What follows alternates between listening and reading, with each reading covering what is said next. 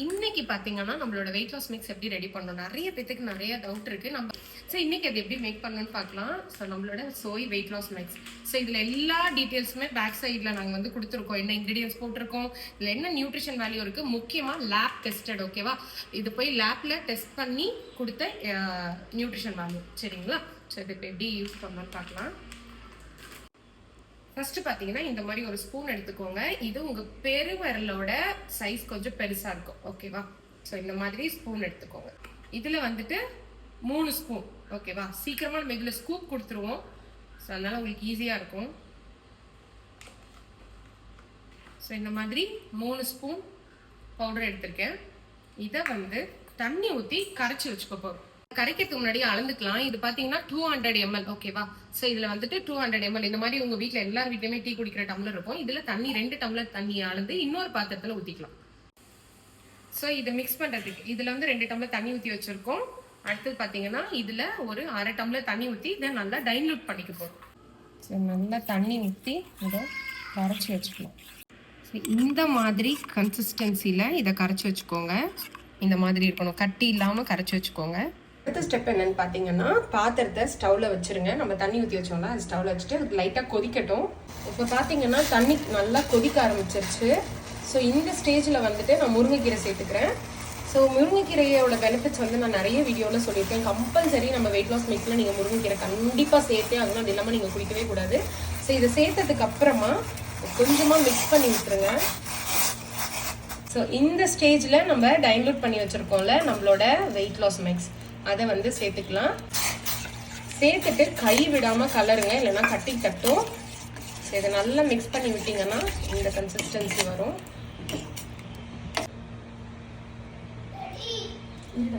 ஒரு நிமிஷம்.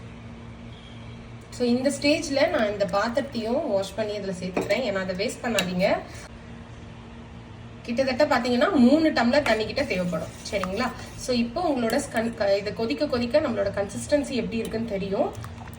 இந்த ஸ்டேஜில் உங்களுக்கு வேணும்னா நீங்கள் சால்ட் ஆட் பண்ணிக்கலாம், டேஸ்ட் பார்த்துட்டு. ஏன்னா நம்ம நேச்சுரல் ப்ரிசர்வேட்டிவாகவே பார்த்தீங்கன்னா இதில் சால்ட் ஆல்ரெடி நம்ம ஆட் பண்ணியிருக்கோம்.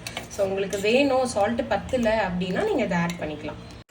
ஆக்சுவலி இது குக் பண்ணும்போது பார்த்தீங்கன்னா இதோட வாசனை அவ்வளோ சூப்பராக இருக்குங்க, செம்ம ஃப்ளேவர்ஃபுல்லாக இருக்கும். பார்த்தீங்கன்னா இந்த அளவுக்கு திக்காயிடுச்சு. இப்போ நான் ஸ்டவ் ஆஃப் பண்ணிடுறேன்.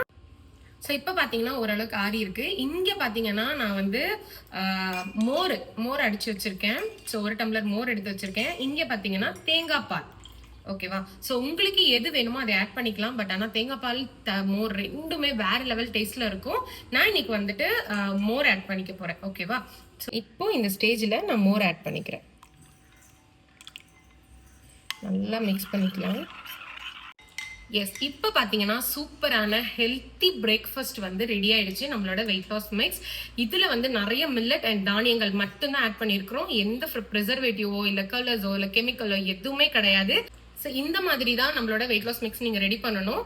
அண்ட் இது கூடவே இதை குடிச்சு முடிச்சுட்டு இது கூடவே கண்டிப்பாக mixed and seeds and nuts எடுத்துக்கணும்.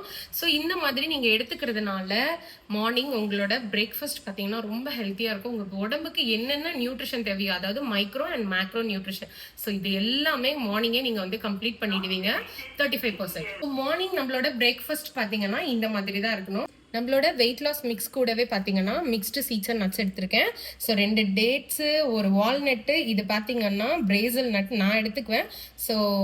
அதுக்கப்புறம் பம்கின் சீட்ஸு, வெள்ளரி விதை, அதுக்கப்புறம் ஃபிளாக் சீட்ஸ், பூசணிக்கு விதை.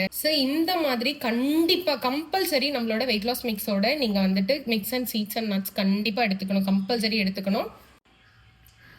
இது பாருங்க எவ்வளவு இருக்குன்னு சொல்லிட்டு, பவுடர் காலி ஆயிடும் சொல்லிட்டு தயவு செய்து கம்மியா எடுத்துக்காதீங்க. ஏன்னா காலையில உங்களோட பிரேக்ஃபாஸ்ட் இது. ஓகேவா? கண்டிப்பா இந்த அளவுக்கு இருக்கணும். நிறைய பேர் ரொம்ப கம்மியா எடுத்துக்கிறீங்க. நான் எவ்வளவு எடுத்திருக்கேன் பாருங்க குவான்டிட்டி. கண்டிப்பா இந்த அளவுக்கு எடுக்கணும். இந்த மாதிரி எடுத்தீங்கன்னா பசி இருக்காது, கிரேவிங்ஸ் இருக்காது. உங்களுக்கு நியூட்ரிஷன், உங்க பாடிக்கு தேவையான நியூட்ரிஷன் இங்கே 35% இங்கே கம்ப்ளீட் பண்ணிடுவீங்க. Protein, micro nutrition and macro nutrition எல்லாமே இங்க கம்ப்ளீட் பண்ணிடுவீங்க. ஓகேவா?